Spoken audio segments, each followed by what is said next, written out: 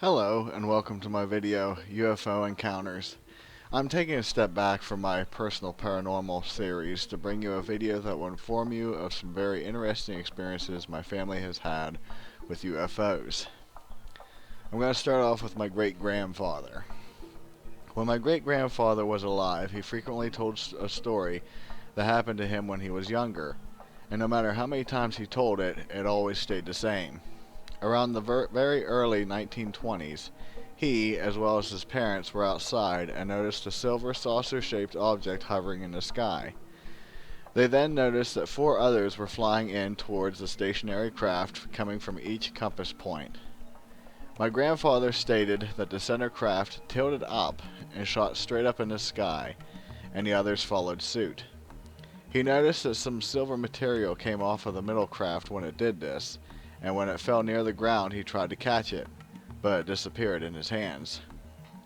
When my father retold this story recently, I kept saying, "We didn't have that technology," and he kept replying, "That we know of."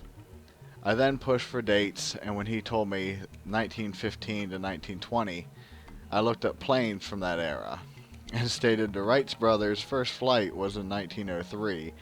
I doubt within 17 years we had saucer technology. To which he had to agree. It must be stated at this point that my father believes in the possibility of alien life, but doesn't personally see why they would come here and just leave. Orange orb. When my dad was a kid in the 60s, he remembered seeing something very odd one day while playing outside. He had just walked outside when he looked at the sky and saw a huge orange ball flying slowly in the air. He states that it was so bright it was like it was the sun itself. No comets or meteors were reported for when this had happened. It should also be said that oddly enough, he turned and started pounding on the windows to get his family's attention, and it seemed as though no one could hear him. He said he pounded so hard in the glass he thought he was going to break it, and knowing how my grandfather was, he wouldn't have just ignored it. The Flying V. My dad spent most of his life in the coal strip mines around here until recently. While on the job, he would frequently have night shift where it was just him in an open area secluded from everyone. One such night, he was running a drag line with my uncle helping him. At around 12 o'clock at night, he noticed one strange light out in the distance that would keep moving erratically. He watched this light, he says, for at least 30 minutes. After a while, he noticed a strange craft flying towards his machine, and so he stopped and got out to view it. He reports that there were 2 crafts, both in the shape of a flying V, extremely low over them. One craft was above the other and slightly ahead. On the bottom were 3 huge white, round lights running the length of each of the wing of the V. I asked him if he could guess how large it was, and he states each wing had to be 60 to 70 feet long. And they didn't have the anti-collision or FAA required lights on them. After watching them for a while, he said they pointed up and went into the clouds silently, and they never saw them again. My uncle also saw them. Strange craft. A year ago, my dad was heading to work, and the sun wasn't even up yet, but it was getting light out. He crested the hill from their house and witnessed something so extraordinary that he actually stopped the car and watched it. He tried to take a picture of it with his phone, but said he was so excited that he didn't want to take his eyes off of it for a moment. So he ended up taking pictures of nothing since he wasn't even using the viewfinder. He says the object was a brilliant white and was in the shape of a cat's pupil.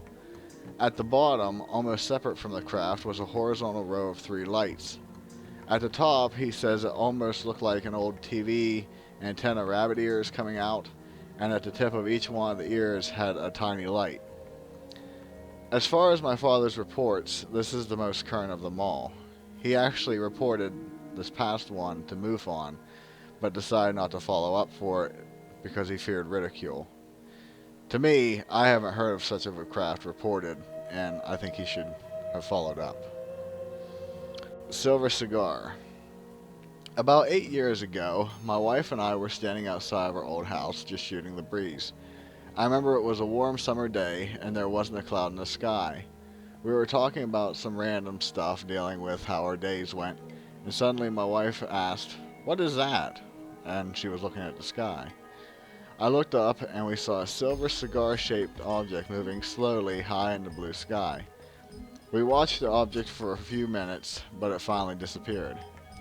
At first we thought it was a blimp, but it was flying too high and didn't resemble any that we had seen.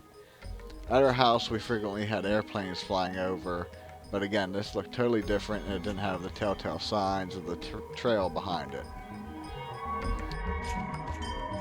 Flying triangle. I work in the construction field and many of my jobs require me to travel great distances to get to work. 5 years ago, I was heading to a powerhouse to work and my wife was with me in the passenger seat. Just so as stated, we only have one vehicle and she needed it later, and she was going to bring the car back to pick me up after work was over. One turn before the powerhouse, we saw a perfect triangle-shaped craft with 3 white lights on the bottom flying near my job site. The craft was moving rather slowly, and we were amazed when we saw it turn 90 degrees in an instant.